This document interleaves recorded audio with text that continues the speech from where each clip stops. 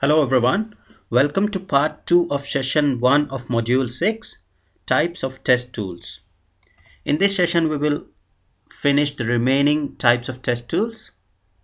So in this session we will cover tool support for test execution and logging, which will cover test execution tools, test harness or unit testing framework tools, test comparators, coverage measurement tools, and security tools. Then we'll see tool support for performance and monitoring, which will cover dynamic analysis tools and monitoring tools. Then we'll see tool support for specific application areas, and finally tool support using other tools. So let's get started. So first classification is tool support for test execution and logging. So some of the tools for supporting test execution and logging are test execution tools, test harness, unit testing framework tools, test comparators, coverage measurement tools, and security tools. So let's see these tools one by one, the classifications one by one, and understand different features and who uses these tools most. So let's get started with test execution tool. Test execution tool is also known as test running tool. Test execution tools record the manual tests, which can then be played back and tested in future builds. So test execution tools are basically record and playback, or you can say nowadays it's an automation tool which can record your manual test steps, and then you can save those manual the recording, and then you can finally replay them in the future builds to see whether those tests or the manual steps that you have performed while recording the test pass in the future releases or future builds. Then test execution tools use a scripting language to drive the tool. So the baseline in the test execution tool is the scripting language. So if you have a bit of idea about QTP, Quick Test Professional from HP, then that has a scripting language, VB scripting language support. So you can record and play back the manual test steps that you perform on any application, software application, or you can use scripting language to extend the framework to design more complex automation framework from QTP. So any software automation tool supports some kind of scripting language. So what are the features of test execution tool? So the first thing is that you can capture test steps while manual test case is executed. So there is a feature for record and playback in any test execution tool. Then you can store the expected results in the form of object or screenshot to compare to when test is played back next time. So you can have, basically these are known as checkpoints in test automation tools. So you can have checkpoints in the form of screenshot or in the form of object. For example, on this page there should be a submit button, so you can identify that submit button object, and you can store it in the tool to verify whenever the next execution is done, whether that object is present on that page or not. So similarly, if you want to verify some text on a page, you can store that text or a screenshot of the page and compare it with the actual result next time when you play back that test. So capability of storing the expected results or capability of having checkpoints is another feature of the test execution tool. Then support for keyword driven or data driven testing. That's another very common kind of data driven or keyword driven frameworks that are most widely used in automation testing. So automation tools also support keyword or data-driven testing frameworks. Then logging test results and measuring time taken to execute tests. This is very common functionality which every tool, automation tool or test execution tool provides, that you can log the test results, what the test results are, and then measure how much time it took to execute those tests. Then support for programming language to customize recorded tests. There is always a support, since scripting language support is always there, so you can customize your recorded test, because your recorded test lack the functionality of programming language. So like looping or more complex kind of framework is not supported with just record and playback thing. So you can use programming or scripting language to customize your recorded test to make it more effective and powerful. Then support for dynamic comparison of screens, elements, links, and objects. So you can have comparison of screen or elements or objects of the page. That's another feature of test execution tool. Then these tools are used mostly in regression testing, because regression testing suite is the most re-executed test suite. So with any build or any release that you get for your software, you need to execute the regression test suite. So regression test suite is the most important or best candidate to automate, because that needs to be executed again and again with every build. So test execution tools are most widely used for regression testing. Then it is used mostly by testers, and very specific by like automation testers, whosoever is handling the responsibility of automating the test cases, regression test cases. Then the second is test harness or unit test frameworks. These are mostly used by developers. So test harness and unit testing tool provide support to developers during unit or component testing. So unit testing tool provides support to developers during their unit or unit integration testing. Test harness provides stubs and drivers which are used during unit testing. So test harness basically provides the stubs and drivers. So we already discussed about stubs and drivers in previous modules. So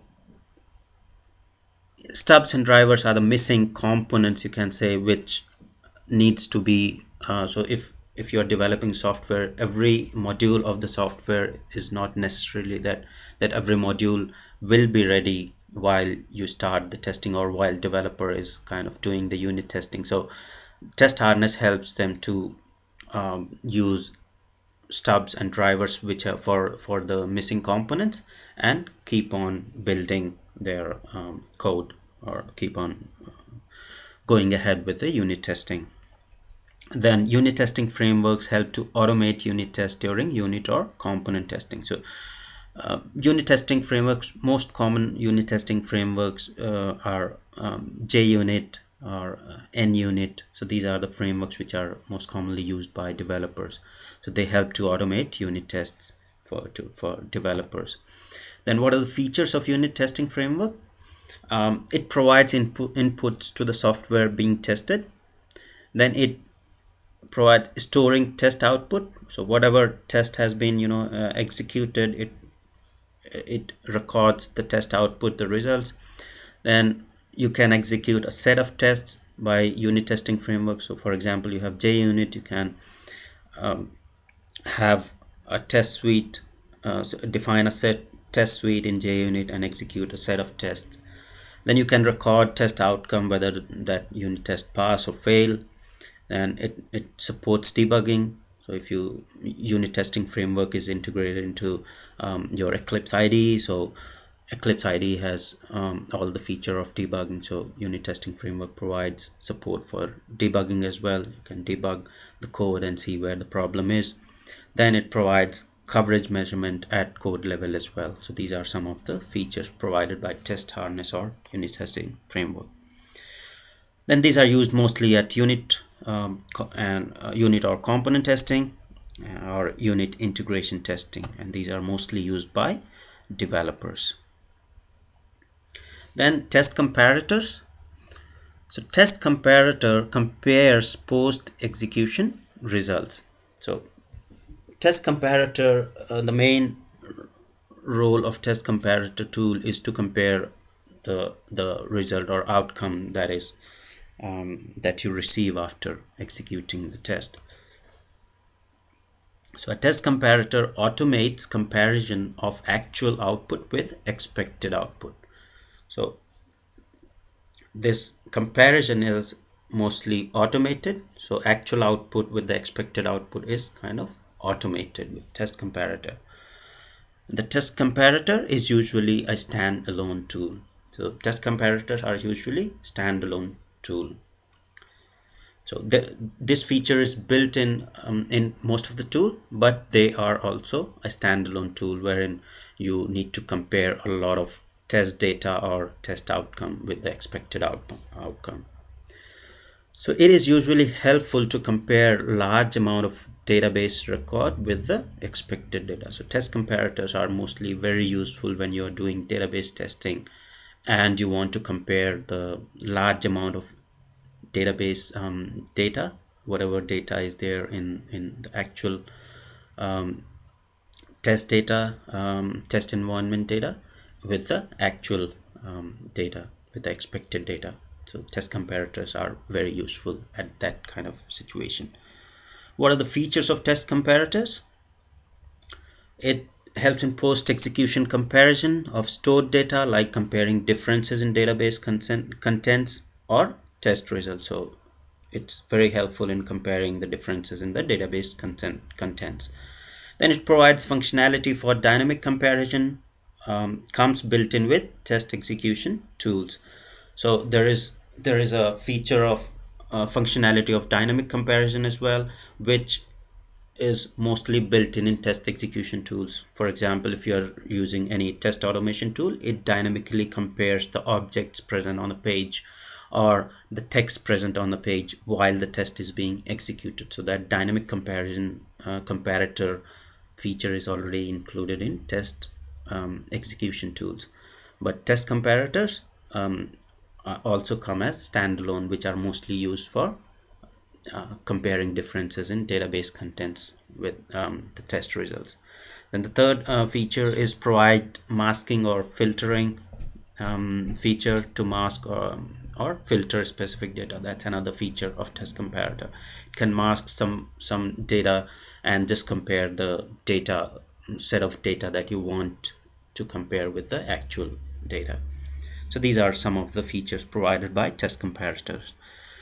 These are used mostly throughout the SDLC because when developers are developing, they might use it. When testers are doing some testing, these tools, these comparator tools, might be required there. When database testing is going on, so these test comparator tools are almost used throughout the SDLC. Then these are used mostly by testers and developers. Then the coverage measurement tools, these are usually mostly used by developers. Coverage tools helps you to answer the question, how thoroughly have you tested? So coverage measurement tools are the tools which give you a fair bit of idea how much testing has been done, or what test cases cover what part of code. All right, so or which part of code is still not being exercised by the set of test cases that you have already written. So coverage tool identifies the coverage items like statements, decision, and then provide percentage of coverage, percentage of code covered by your test. So there are coverage items in the code like statements, branch, decision, and then your coverage measurement tools provide whenever you execute the set of test cases that you have written, then your coverage measurement tools captures the code that is being covered by the set of test cases that you are being executing, and it shows that coverage percentage as a result. So sophisticated coverage tools also provide help to identify extra tests that need to be added to exercise missing coverage items. So sophisticated coverage tools also provide help to identify extra tests. So suppose you have 100 test cases and your coverage tool identifies that your statement coverage with that 100 test cases is just 70%, and your decision coverage with those 100 test cases is just 65%. So there are many coverage measurement tools which will help you to identify more test cases so that you can get 100% statement coverage and 100% decision coverage for the code that you are testing. So it will identify some tests which you can later on add and see how the coverage, code coverage has improved by adding those tests. Then what are the features of coverage measurement tools? Ability to instrument the code or identifying the coverage items. So that's the first feature, that it identifies the coverage item like statements, decisions, conditions. So it identifies different coverage items of the code, and you can the ability to instrument the code as well. Then calculating the percentage of coverage by suite of test cases. So it calculates the percentage of coverage by suite of test cases. So suppose you have a suite of tests which has 100 tests, then it provides the percentage of code covered by that suite of 100 test cases. Then it generates the coverage report. That's kind of the percentage of coverage report. So reporting functionality is there. It identifies the extra test inputs for missing coverage item. That's another feature. And then it has ability to generate stubs and drivers if coverage tool is part of unit testing tool. So in case, so most of the code coverage tools for Java development are kind of plugins which you can plug into Eclipse integrated development environment. So those plugins have ability to generate stubs and drivers if they are part of your unit testing tool. Then these coverage measurement tools are mostly used during unit or component testing and mostly used by developers. Then we have another classification of security tools. Security testing tools are used to test software or system security from external attacks. So nowadays, since there are many malicious users over the internet who try to hack the systems or the software and try to steal the data from the organization, so security testing is very important nowadays. So security testing tools are used to test software security from external attacks. Then a security testing tool analyzes the network, database, any coding issues to figure out any loopholes in the software. So these tools are used to so for example, nowadays you have different security testing tool which can inject SQL, or they can analyze the network and see the traffic flowing on. So these tools are used to basically find the network traffic and then any coding issues, SQL injection, and see if there are any loopholes in the software. Then what are the features? Support for finding vulnerabilities with database design, code issues, network issues. So it has support to find any vulnerabilities with any design. So that support is there in security testing tool. Then it identifies any virus in the software system. It scans, it can scan your system and identify any virus there. It can simulate the external attacks, for example, denial of service attack. So you can initiate denial of service attack with the security testing tool and see how your software behaves and whether whether your software is able to handle those attacks or not. So that kind of external attacks you can simulate and detect them. Then support for packet capturing and port sniffing. This is another network analyzation which is mostly done by Ethereal, which is very popular packet capturing port sniffing tool. You can see what traffic or what packets are flowing over the network if you over the network for specific node, and see if everything is passed on encrypted and cannot be decrypted easily. So that's another support that is provided by security testing tool. Then you can identify the weakness in password policy for applications. These tools, security tools, also provide help with the password policy and the weaknesses that can be there in the passwords. Then these are used mostly during security testing, and they are mostly used by security or penetration testers. So penetration testing is completely different testing which completely focuses on doing security testing of the application. So security testing tools are mostly used by penetration testers. Then the other classification is tool support for performance and monitoring. So some of the tools for supporting performance and monitoring are dynamic analysis tool, which is mostly used by developers, then performance, load and stress testing tool, and monitoring tool. So let's understand these one by one. So dynamic analysis tools.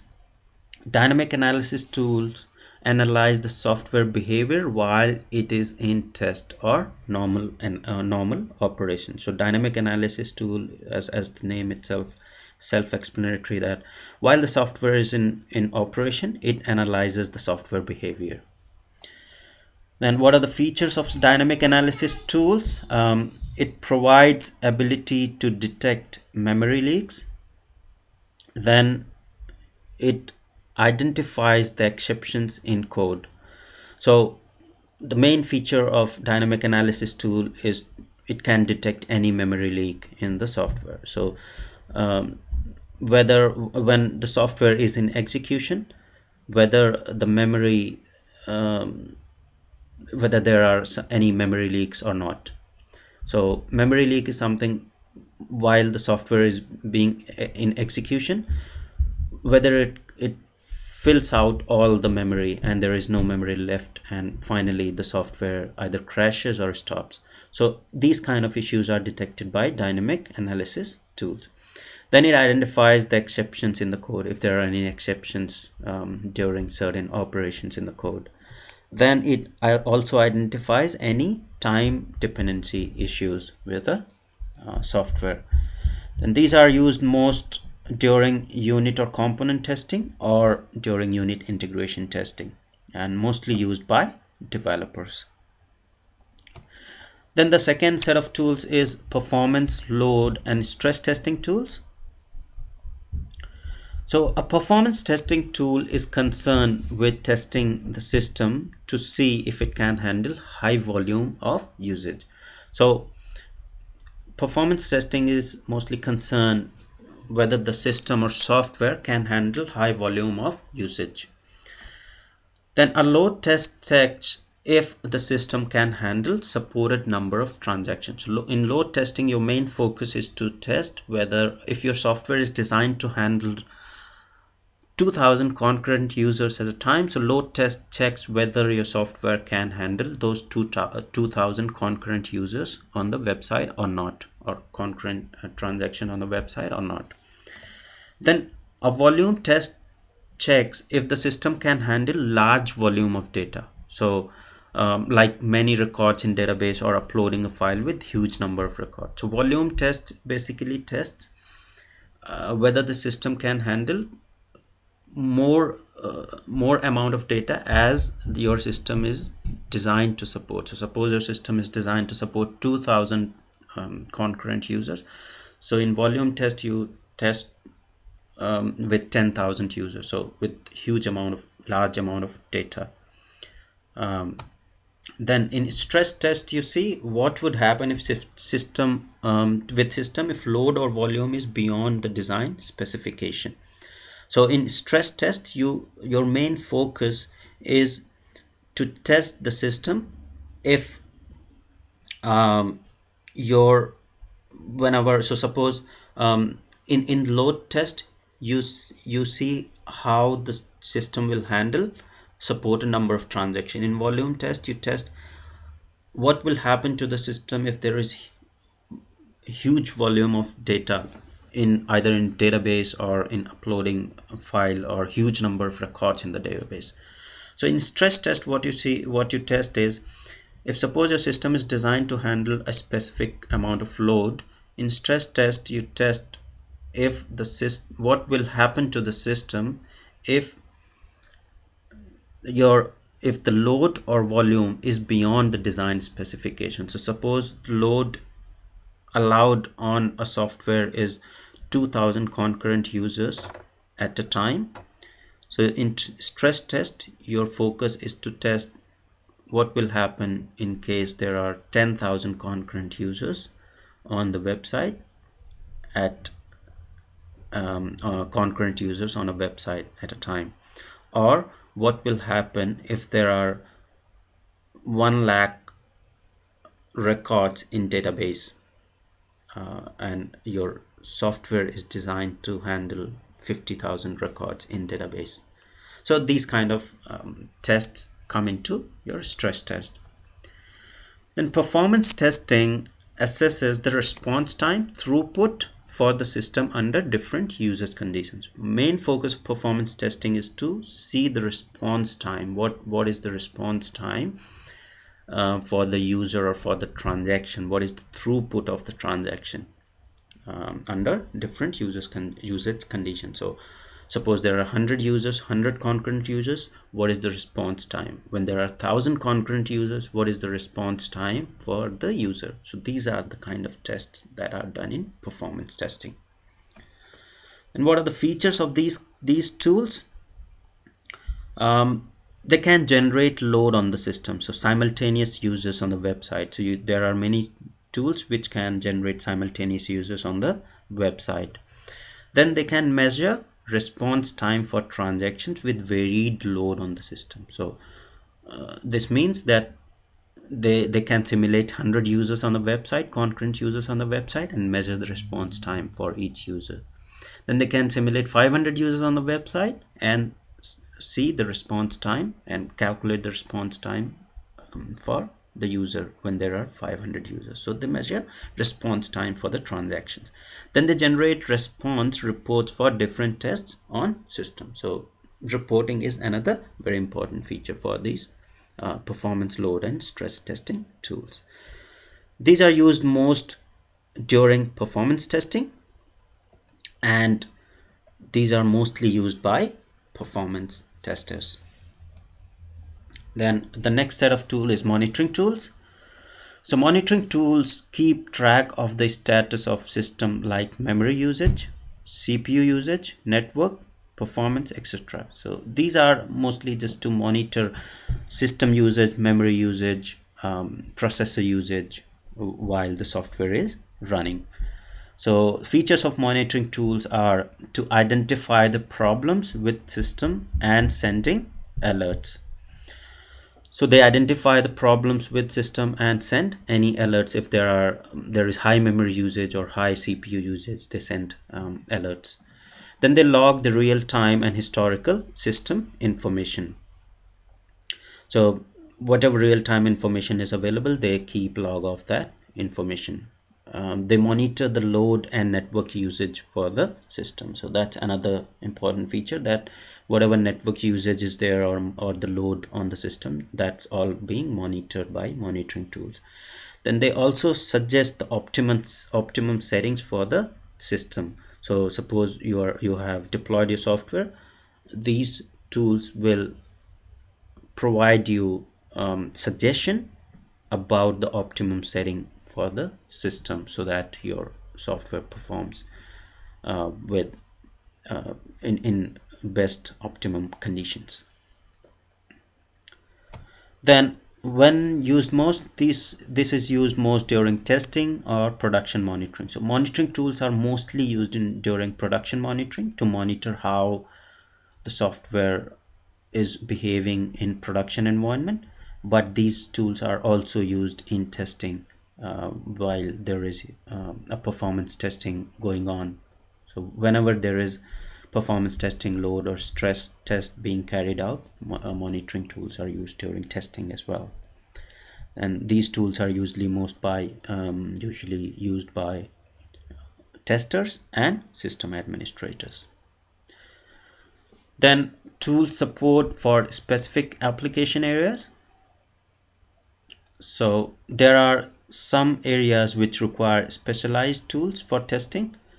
So what are the specific application areas? So we have tried to classify tools according to different functionality and areas they cover, but there are tools which are very specific to certain application areas. So for example, we have some tools here, so like performance tools, which are specialized for doing performance testing of web-based application. So there can be different kind of performance testing tool. One tool which is just used to do performance testing of web-based application. Another tool is also a performance tool, but it is specialized to do performance testing of back office software or server-based software.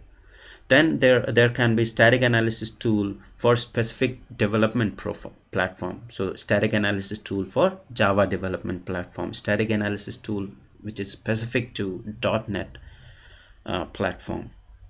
Then dynamic analysis tool for security testing, or dynamic analysis tool for embedded system. So these are kind of some tools which are very specific to particular type of testing to be performed. Then tool support using other tools.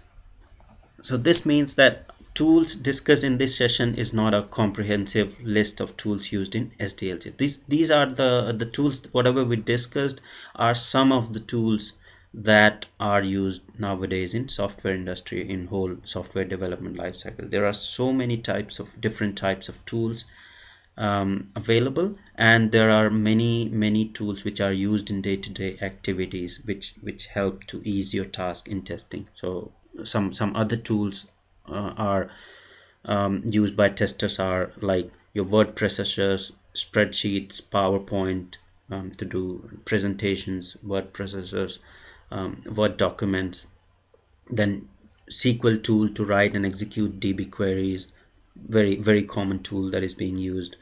Then debugging tools used by developers to debug defects.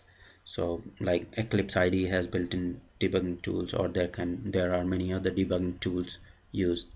So there are a lot of other tools also used during SDLC. So to conclude, in this session we learned about tool support for test execution and logging, then tool support for performance and monitoring, and tool support for specific application areas, and tool support using other tools. Thank you.